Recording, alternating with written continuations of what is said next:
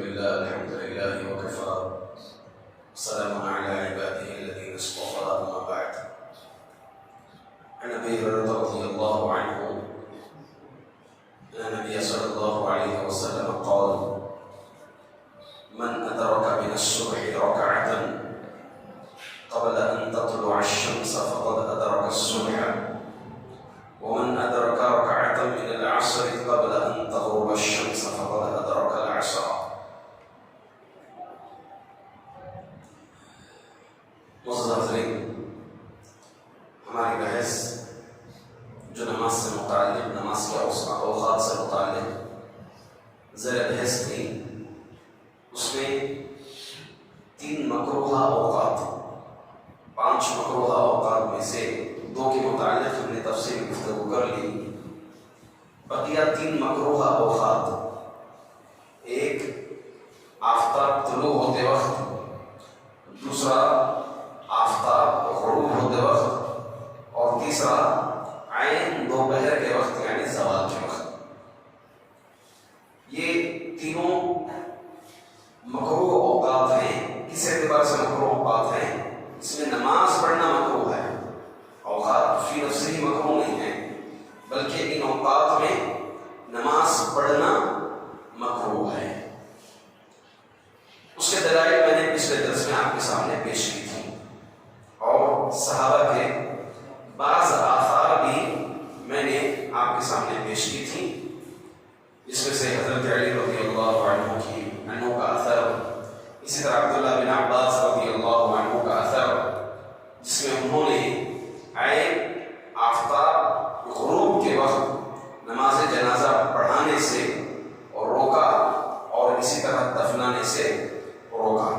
یہ آثار کے ساتھ پچھلے درس میں ہم نے بات ختم کی تھی. یہاں پر ان مکروہ اوقات میں بعض استثنائی صورتیں ہیں، جیسے نماز عصر کے بعد، فجر کی نماز کے بعد استثنائی صورتیں ہیں، جیسے فجر کی نماز کے بعد وتر کی نماز ادا کر سکتے ہیں اگر کوئی شرعی عذر ہو.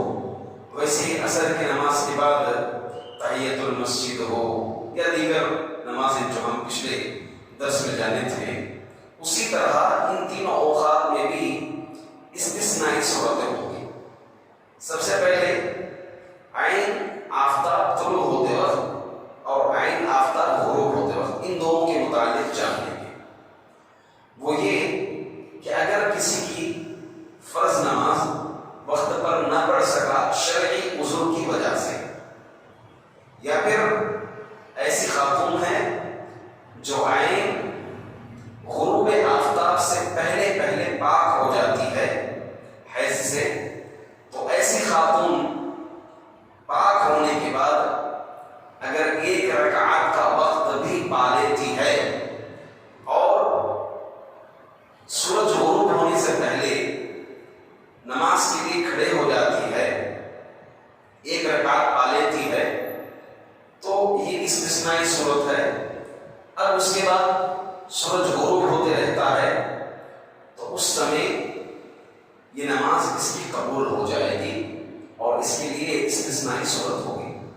ویسے ہی فجر سے پہلے پاک ہو گئی فجر کے وقت، اور عین آفتاب طلوع ہونے سے پہلے پہلے فرض نماز کے لیے کھڑے ہو گئی، 1 رکعت بھی اگر پا لی، تو اللہ کے رسول صلی اللہ علیہ وسلم نے فرمایا: من ادرک رکعۃ من الصلاۃ فقد ادرک الصلاۃ.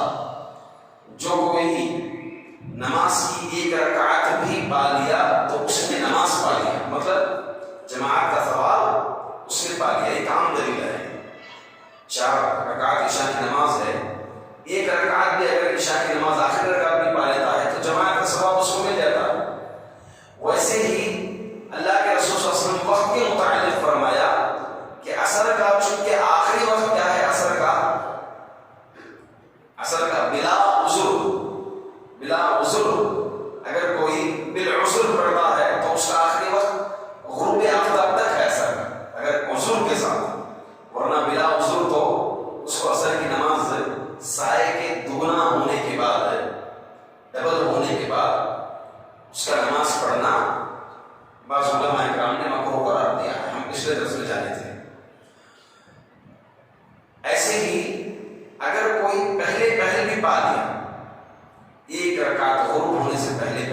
عصر کے لیے کھڑا ہو گیا عذر کی وجہ سے، اور بقیہ 3 رکعت عصر کی آفتاب غروب ہو رہا ہے تب پڑھ رہا ہے، بقیہ 2 رکعت غروب ہونے کے بعد مغرب کی اذان ہو رہی ہے تب پڑھ رہا ہے، تو اس سلسلے میں اللہ کے رسول صلی اللہ علیہ وسلم فرماتے ہیں کہ اس نے نماز کا وقت پا لیا۔ چنانچہ یہ حدیث بخاری میں، مسلم میں، سنن اربعہ میں اور اسی طرح مسند احمد میں یہ روایت اور دیگر حدیث کی دیگر کتابوں میں روایت موجود ہے۔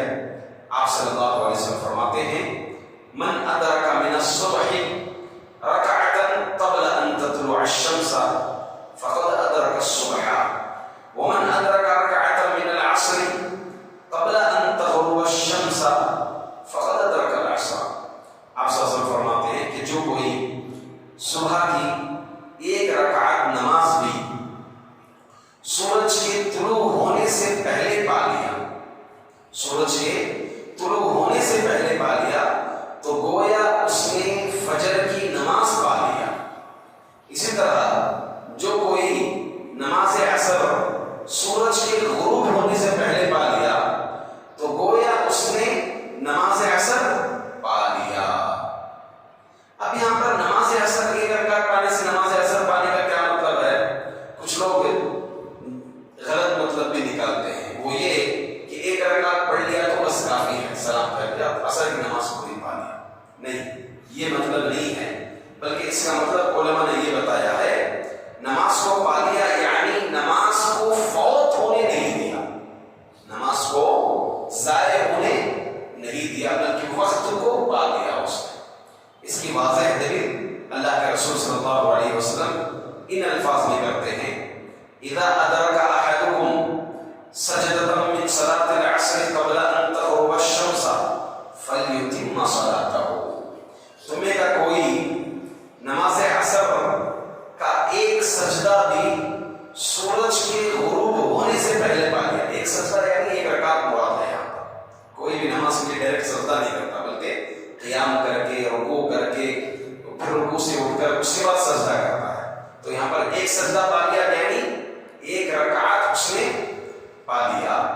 فرماتے ہیں فَلْيُتِمَّ صَلَاتَهُ، اس کو چاہیے کہ وہ نماز مکمل کرے، اس کو چاہیے کہ وہ نماز مکمل کرے، یعنی بقیہ نماز وہ پڑھے، ایسا نہیں کہ سورج غروب ہو رہا ہے کر چھوڑ دے، نہیں، اس کو چاہیے کہ وہ نماز پوری کرے۔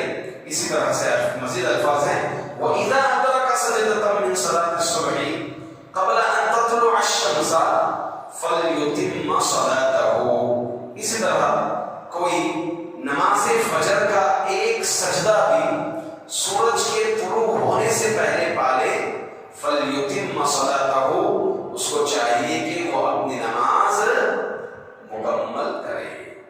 تو یہاں پر 1 رکعت پانا نماز پانے کا مطلب کیا ہے؟ 1 رکعت پانا نماز پانے کا مطلب کیا ہے؟ یعنی اس کو نماز فوت ہونے سے اس نے بچا لیا اور نماز کا وقت اس نے پا لیا۔ بقیہ 2-3 رکعت اگر عصر کی ہے، فجر کی بقیہ 1 رکعت اگر فجر کی ہے تو اس کو چاہیے کہ مکمل کرے۔ یہ ہو گیا استثنائی صورت، کب سورج طلوع ہو رہا ہے اور سورج غروب ہو رہا ہے، ورنہ بقیہ عام نفلی نمازیں ہم اس وقت نہیں پڑھ سکتے، قطعاً نہیں پڑھ سکتے، حتیٰ کہ اگر کوئی مغرب سے پہلے بھی داخل ہوا، سورج ابھی غروب ہو رہا ہے، اس کو چاہیے کہ ایسے ہی رک جائے، کھڑا رہے، مغرب کی اذان ہو جائے، ہاں کچھ پہلے اگر داخل ہوتا ہے مغرب کی اذان ہو جائے، مغرب کی اذان کے فوری بعد وہ 2 رکعت پڑھ لے تحیۃ المسجد۔ ایسے وقت نماز پڑھنے سے احادیث میں روکا گیا ہے۔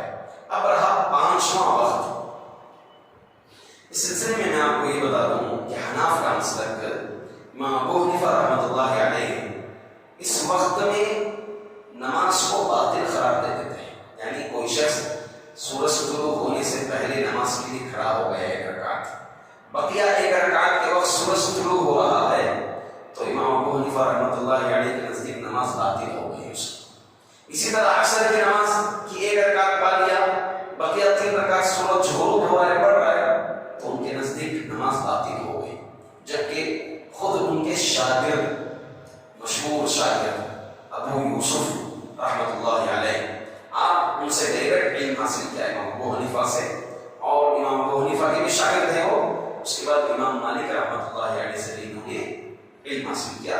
یہ جو ہے جمہور علماء کے ساتھ ہیں، یعنی نماز مسافر کی باطل نہیں ہوگی، اور یہی راجح ہے مسئلہ اس سلسلے میں۔ بے شمار احادیث ہیں، تقریباً 5-6 حدیثیں ہیں، میں نے آپ کے سامنے صرف 2 حدیثیں پیش کی تھیں۔ اب رہا آخری وقت، وہ کون سا وقت؟ جب سورج عین سر پر ہو، اسے ہم زوال کا وقت کہتے ہیں۔ زوال کے وقت بھی نماز پڑھنے سے اللہ کے رسول صلی اللہ علیہ وسلم نے روکا ہے۔ نفل نماز، دیگر نمازیں زوال کے وقت، عین زوال کے وقت پڑھنے سے آپ صلی اللہ علیہ وسلم روکے ہیں۔ اس سلسلے میں علماء کے 3 اقوال ہیں، بس میں اقوال ذہن میں بٹھا رہا ہوں کہ ایک امام مالک رحمۃ اللہ علیہ کے پاس یہ وقت میں نماز پڑھنا مکروہ نہیں ہے۔ کیوں مکروہ نہیں ہے؟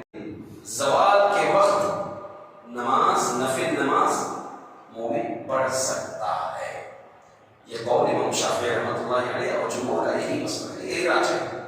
زوال کے وقت ہم جمعہ کی نماز پڑھتے ہیں، جمعہ کی نفل نمازیں پڑھتے ہیں، خطبہ شروع ہوتا ہے نہیں ہوتا ہے جمعہ کے دن ہوتا ہے، تو یہ جائز ہے، اور یہ احادیث کی روشنی میں اس کا ثبوت بھی ہمیں ملتا ہے۔ بلکہ علامہ ابن القیم رحمۃ اللہ علیہ اپنی کتاب زاد المعاد جمعہ کے دن نفل نمازیں زوال کے وقت پڑھنے کے سلسلے میں 33 خصوصیتیں لکھتے ہیں۔ کتنی؟